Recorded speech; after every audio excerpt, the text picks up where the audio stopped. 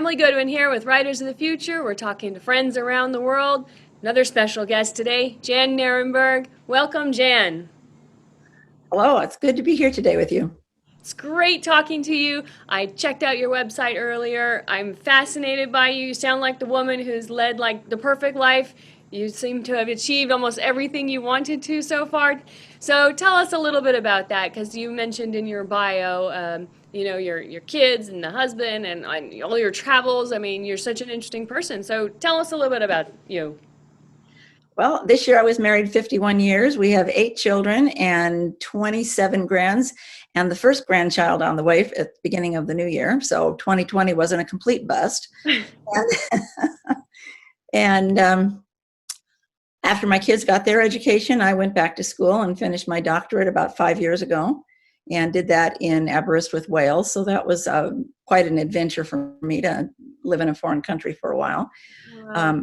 I've been involved in writing all my life, telling the children stories. We used to make up stories when they went to bed, and I'd say, once upon a time there was, and then they would fill in the blanks and try to stump me. And so that's kind of how the writing was going when the kids were small. And it's just been something that I've really enjoyed all of my life. And when I got I got a fantastic scholarship, and I thought, what do I want to do for the rest of my life? And I thought, no matter where I am or what country or what circumstance, I can always write. And so that's why I decided I would study writing.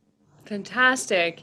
And before we carry on, I just want to say congratulations, 51 years. That's amazing and very well done to you. I'm, very happy for you.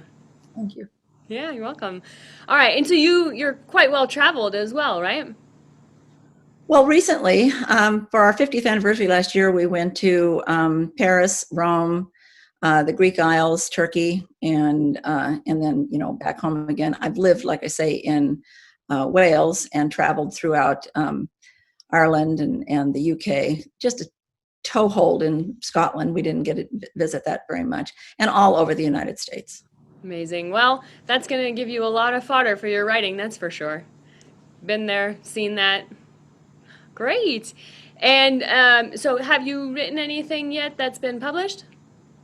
I've had several publications. Gentlemen, Please was a nonfiction based on experience I had, and that was published in American Athenaeum. I was a fiction editor at the time. I've done several interviews, one with Paula Braxton, who's a New York Times bestselling author. She wrote The Witch's Daughter. And I've done Masako and the Dragons, which has been in 2 anthologies, an international anthology and a local. I have a current novel that is being looked at. I don't know that I'm supposed to say the press, but the whole thing's been requested, and so fingers crossed. Yeah. And we'll see where that leads. Awesome. And so how did you find out about Writers of the Future? From David Farland. And I had, during my studies abroad, and even while I was at home, I used to read his weekly Kick in the Pants, and which is now my story doctor. He sends out a blog every week about how to write, what to write, and and different things. And as we've talked over the years and become friends, he told me that he was going to start this Apex writing group called the Complete Writer. Mm-hmm. And I got in on the ground floor and have been in there ever since. And so I've just met some amazing people.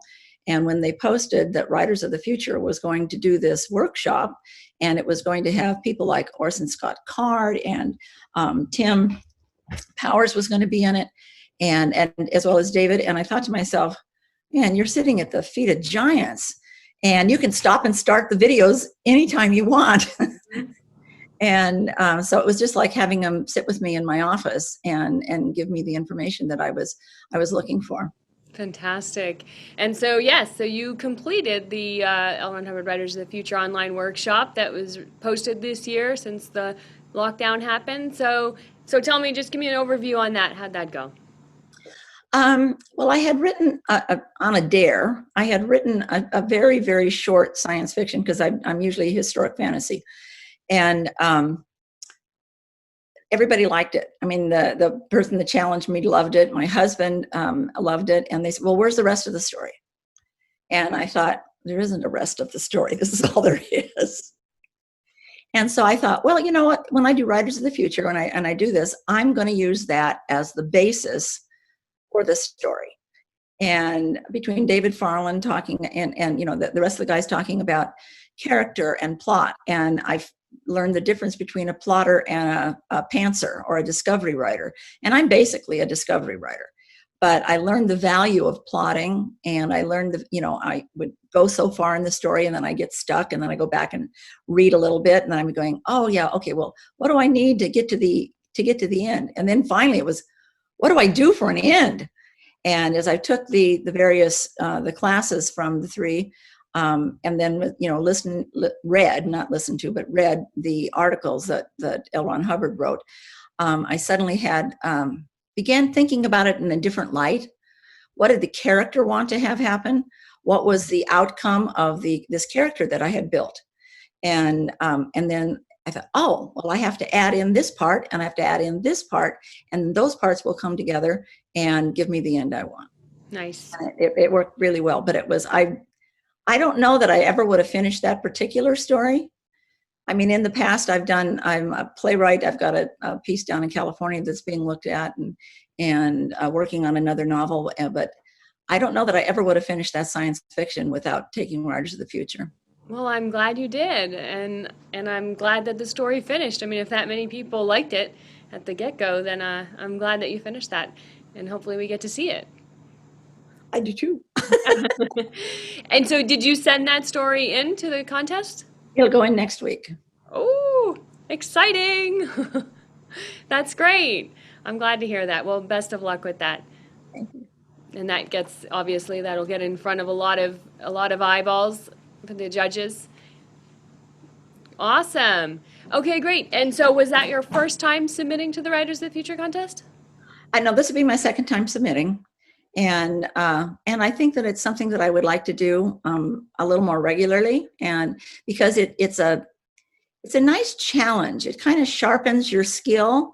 The workshop basically lays out for you what is wanted, and half of writing a story is figuring out what is wanted, and then what you want, where is your passion, and how do you make the two meet. Right. Yeah, that makes sense.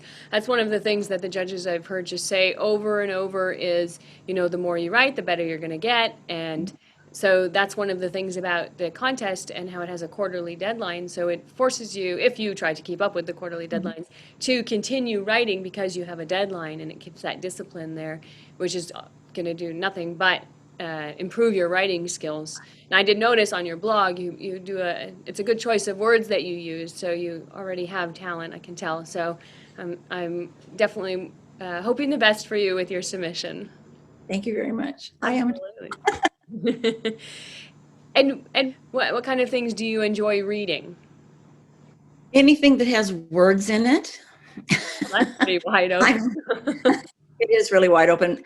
My mother when I was learning to read, and my mother said the teachers approached my mother because I was a hard case, and she said, Jan will learn to read in spite of us. And once I got the knack of it, my mother never told me there was anything I couldn't read. Wow. And so I've read Westerns, I've read romances. I love, I don't write, like up until recently, I haven't written science fiction. I love mysteries. I love mysteries I can't figure out from the beginning. Mm-hmm. And I really like historic fantasies, and which is what drew me in mostly to the writing I did. I'm currently doing. It's a historic fantasy about a girl that has to go from young girl who's actually a PhD student at 17 and has to go to Wales and she discovers a skeleton buried within a castle ruin. And then she's given a grimoire, and it's blank. And then all of a sudden it's not blank. Oh. And the grimoire gives her history that all the way back to the 1400s and then to the 1800s to discover who she really is. Wow, fascinating. Now, you mentioned you have some books and you're in an anthology. Where could we find those? Amazon under my name, or you can go to my website, jannerenberg.com, and that will give you can it'll have the where you can purchase any of these things. They're online in Amazon, or you can just type my name into Amazon and find some of them there. Some of them, unfortunately, are in local anthologies and are no longer available. Okay. All right. Well, everybody check out her website. It's very nice, jannerenberg.com. Nice blog, nice photos from all those tours that you mentioned earlier, all those locations you've been to. Check it out. And if anybody wants to find out more about Writers of the Future or the free online workshop, that's at writersofthefuture.com. Jan, it's been amazing talking to you today. You're such an interesting person, and we definitely look forward to seeing more from you. Thanks so much, Emily. I really do appreciate you having me on your show and being able to be part of this. And I cannot recommend Writers of the Future, the open classes, highly enough. They were amazing, and the instructors are amazing, and the writing is amazing. And it's something that I would recommend highly to either beginners or even advanced students, to help streamline and help learn and go deeper into your craft. Awesome. Thank you so much for that, Jan. And again, great to meet you. And you know how to reach me if you need anything. And I look forward to hearing more from you. Thank you so much. Thanks, Emily.